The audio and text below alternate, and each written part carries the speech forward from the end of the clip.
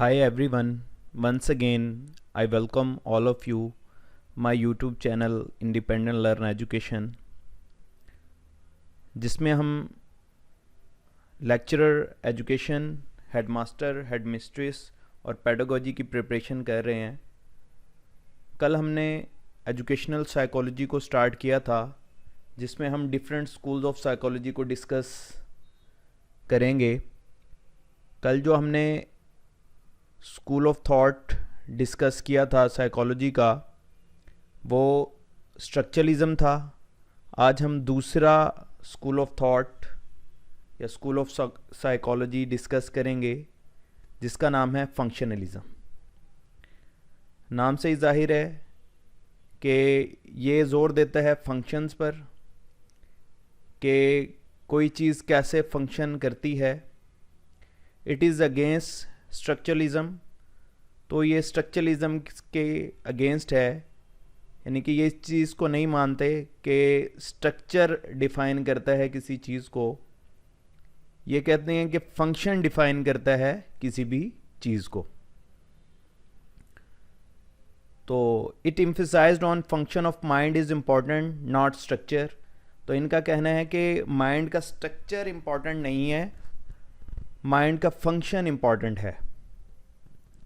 There is no way to separate ideas and thoughts, और कोई ऐसा तरीका नहीं है कि आप थॉट्स को, आइडियाज़ को, सेंसेशंस को छोटे छोटे स्ट्रक्चर्स में या ब्रोकन पार्ट्स के अंदर उसे डिवाइड कर दें। आप आइडियाज़ को, अपनी थॉट्स को एज ए फंक्शन के तौर पे पेश करेंगे। Structuralism not reveals anything but mind function.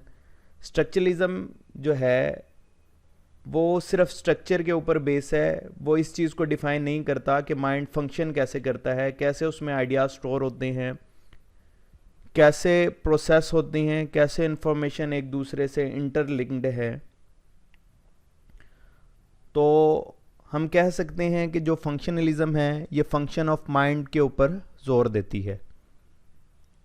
जैसे हम एग्जांपल ले लेते हैं कि कार की, स्ट्रक्चरलिज्म के मुताबिक कार के वो स्ट्रक्चर पे जोर देंगे कि कार के स्ट्रक्चर किस चीज़ से बनी है, कैसी दिखती है, कैसी लगती है, फील कैसे होती है। लेकिन फंक्शनलिज्म जो साइकोलॉजी है वो उसकी वर्किंग के ऊपर जोर देगी कि आप कार को ड्राइव कैसे कर सकते हैं, उसका इंजन कैसे ठीक हो सकता है, आप उसे कैसे चला सकते हैं, उसके मुख्तलिफ जो एलिमेंट्स हैं वो कैसे फंक्शन करते हैं। तो ये बेसिक डिफरेंस है स्ट्रक्चरलिज्म और फंक्शनलिज्म के अंदर।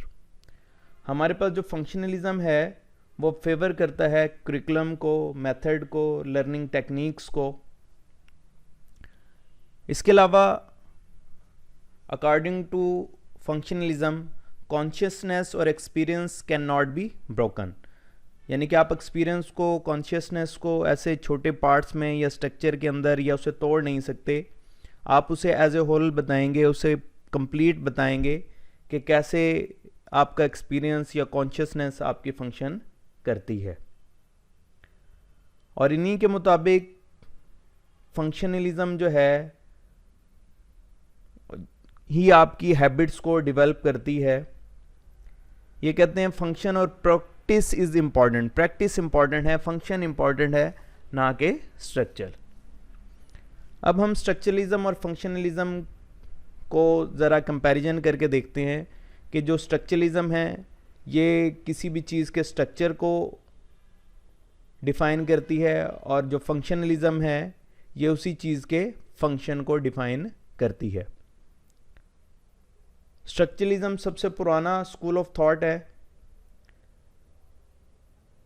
ये हमारे पास जो है फोकस करता है कॉन्शियस एक्सपीरियंस को, अपने आप के बिहेवियर को, इंट्रोस्पेक्शन मेथड को। It utilize introspection to break down mental process. Mental process को छोटे छोटे हिस्सों में डिवाइड करने को कहते हैं। ये आप कह सकते हैं स्ट्रक्चरलिज्म के ऊपर आप रिलायबल नहीं है, ये रिलायबिलिटी को शो नहीं करता। जबकि फंक्शनलिज्म है, it focused on the purpose of consciousness and behaviour, emphasized individual difference or influence the educational system।